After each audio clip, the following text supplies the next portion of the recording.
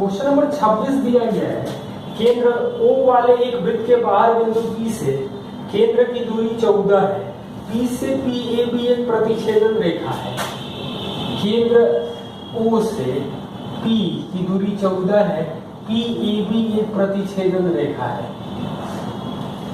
तो यहाँ पर PA दिया गया है 10 और PB दिया है 16।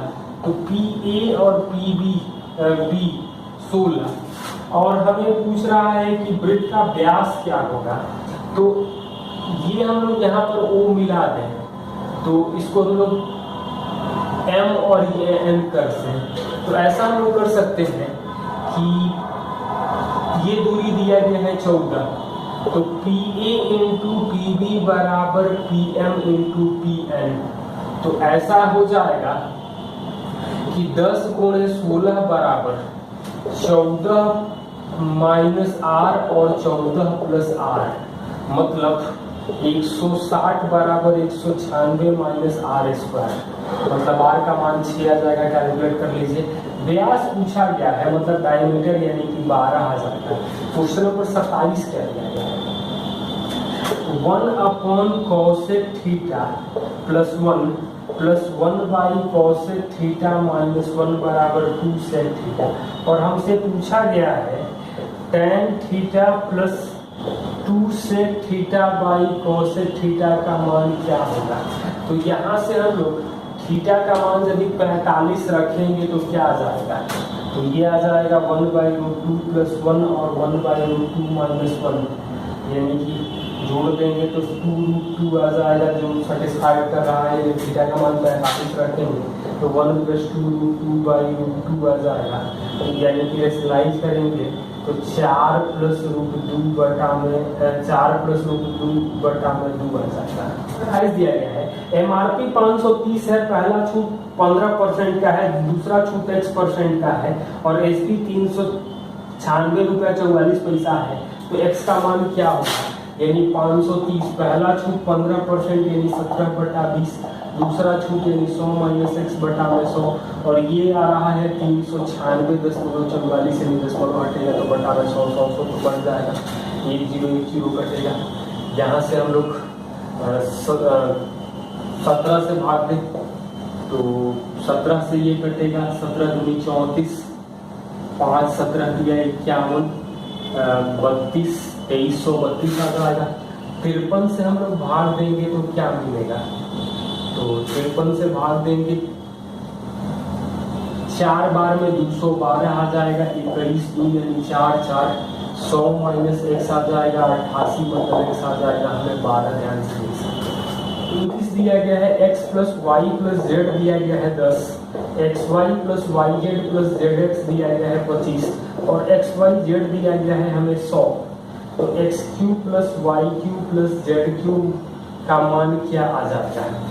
यहाँ इसके स्क्वायर करेंगे तो ये 100 आ जाएगा, ये मतलब x square plus Y square plus Z square plus 50 बराबर 100 आएगा, मतलब इसका वैल्यू जो आएगा वो 50 आ जाएगा।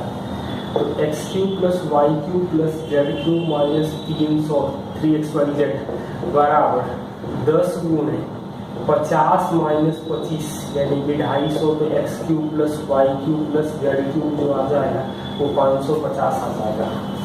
नंबर 30 दिया गया है, MRP पर 10% छूट देने के बाद 16% लाभ होता है।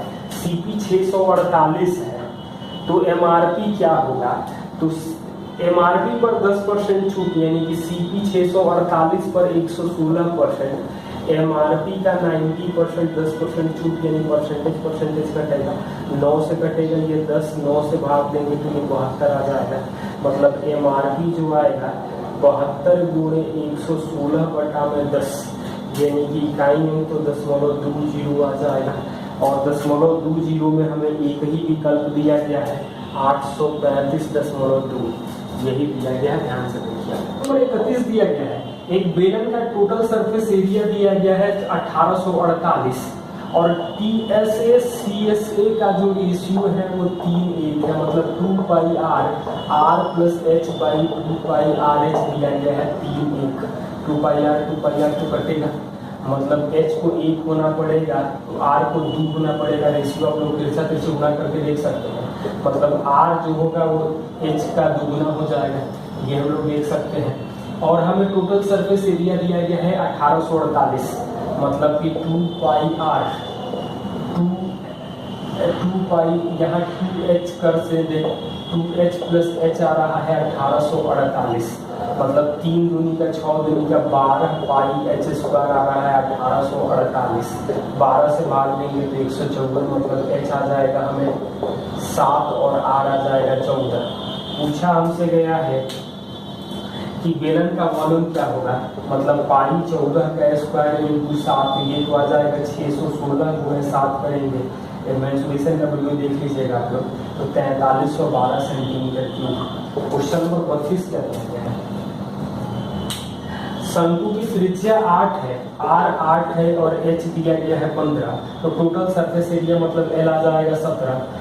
ये से होगा पाई r l ब्रैकेट में l प्लस r, तो पाई 8 17 प्लस 8 यानी 25 गुणे 8 यानी कि 200 पाई लिख सकते हैं। क्वेश्चन नंबर 35 दिया है cos theta plus sine theta upon cos theta minus sine theta दिया गया है √3 प्लस 1 बाई √3 माइनस 1, तो सबको 2 से भाग देते हैं, क्या फर्क पड़ता है। अब कंपेयर करेंगे तो सेटिस्फाइड भी कर रहा है, मतलब थीटा का मान जो आ रहा है वो 30 डिग्री आ रहा है। और हमें पूछा गया है कि सेक थीटा का मान क्या होगा, तो सेक थीटा का मान आएगा 2 बाई √3 यानी कि 2√3/3 लिख सकते हैं। क्वेश्चन नंबर 34 दिया गया है कि जब 2388, 4309 और 8151 को किसी 3 अंकों की संख्या से भाग देते हैं तो शेष समान बचता है, तो शेष क्या होगा, तो यहाँ घटा देंगे तो 1921 आएगा, ये आ जाएगा 3842, मतलब कि अब हमें 3 अंक की एक संख्या चाहिए, तो ये 17 से कटेगा 113 बार में, मतलब हमें 113 आना चाहिए। लेकिन शेष पूछा गया है तो 2388 में हम 113 से भाग देंगे तो 2 बार में 226, 12 8 मतलब कि 113 यानी 15 शेष आ जाएगा 35। क्वेश्चन नंबर 35 दिया गया है गली में स्थित मकान ए के शीर्ष से सड़क के दूसरी ओर स्थित अन्य मकान बी के शीर्ष का उन्नयन कोण 60 डिग्री और पाद का अवनमन कोण 45 डिग्री है, यानी कि शीर्ष का उन्नयन कोण 60 डिग्री है, ये 60 डिग्री दिया गया है, पाद का अवनमन कोण 45 डिग्री है। पहले मीनार ए की लंबाई जो दिया गया है या ऊंचाई 36 है, तो मीनार बी की ऊंचाई क्या होगी, मतलब इसके सामने भी तो ये 36 ही रहेगा, ये 45 है तो ये 45 आएगा, मतलब ये 36 आ जाएगा। मीनार बी की ऊंचाई पूछा गया तो ये 36 होगा, यानी 36√3। अब अप्रोक्सीमेट ऑप्शन दिया गया है तो 36√3 का वैल्यू निकालने के लिए 1.73 से इंटू कर सकते हैं, लेकिन एक तरीका ये भी है कि 36 के स्क्वायर गुणे 3 मतलब किया जाएगा 1296 गुणे 3 तो 3888। 3888 का वर्गमूल किसके पास में आएगा, तो 62 का स्क्वायर जो आ जाएगा वो 3844 आ जाएगा, तो और 63 ज्यादा हो जाएगा, मतलब ये वैल्यू 62 समथिंग होगा, 36 जोड़ेंगे तो 98 आ जाएगा, और 98 से बड़ा कोई और ऑप्शन नहीं दिया गया है, तो लगभग में 98 भी होगा, बाकी ऑप्शन छोटे हैं। तो 36 और 35 डीआई के क्वेश्चन है, आप लोग देख लीजिएगा। क्वेश्चन नंबर 38 दिया गया है कि ट्रायंगल एबीसी में अंतः केंद्र आई है, तो एबीसी में अंतः केंद्र आई है, एंगल BIC दिया गया है 108 डिग्री, तो होता है 90 प्लस a/2, ये पूछा गया है 108 है तो घटेगा तो 18, मतलब a का मान आ जाएगा 36। क्वेश्चन नंबर 39 सिंप्लीफिकेशन है, ये भी कर लीजिएगा। क्वेश्चन नंबर 40 दिया गया है त्रिभुज की भुजाएं 60, 112 और 164 है, 8.5 रुपया पर मीटर स्क्वायर की दर से समतल करने का खर्च क्या होगा, और 8.5 का मतलब 17/2 आ जाएगा, 17/2 तो 17 के मल्टीपल 2 ऑप्शन दिखाई दे रहे हैं साफ साफ, तो हम चेक नहीं कर सकते हैं। तो यहाँ पहले भुजाओं निकाल लें तो 15, 28 और 41 मतलब 4 से भाग दे रहे हैं क्योंकि कैलकुलेशन कम हो जाएगा, तो ये जोड़ देंगे तो 56, 28, 84 मतलब एरिया जो आएगा 42 गुणे 27 गुणे 14 गुणे 1, ये आएगा 9 गुणे 42 मतलब एरिया जो आएगा 42 गुणे 3 126 आ जाएगा। तो मतलब हमें रियल जो एरिया इसका मिलेगा वो आएगा 126 गुणे 16, क्योंकि भुजा में हम 4 से भाग किए हैं, मतलब 4 से गुना हो रहा है तो एरिया 16 गुना हो जाएगा। और खर्च है 17/2 यानी कि 8, तो ये हम लोग लिख सकते हैं 126 गुणे 136। अब हम लोग ये गुणा करके देख सकते हैं तो इकाई अंक 6 आना चाहिए, और इकाई अंक 6 में एक ही ऑप्शन दिया गया है 171/36 का। क्वेश्चन नंबर 41 सिंप्लीफिकेशन है, आप लोग देख लीजिएगा। 42 DI का है, ये भी देख लीजिएगा। 43 नंबर क्वेश्चन में बता रहा हूँ, वृत्त की परिधि व्यास से 60 ज्यादा है तो वृत्त का क्षेत्रफल क्या है। तो R जब 7 होता था तो C 44 होता था, मतलब D 14 होगा। दोनों का अंतर 30 आ रहा है, 60 करना है, तो मतलब एरिया 154 होगा, यानी कि R हमें 14 हो जाएगा। तो एरिया जो आ जाएगा वो आ जाएगा 154 गुणे 4 यानी कि 616 सेंटीमीटर स्क्वायर। 44 सिंप्लीफिकेशन है, आप लोग ट्राई कर लीजिएगा।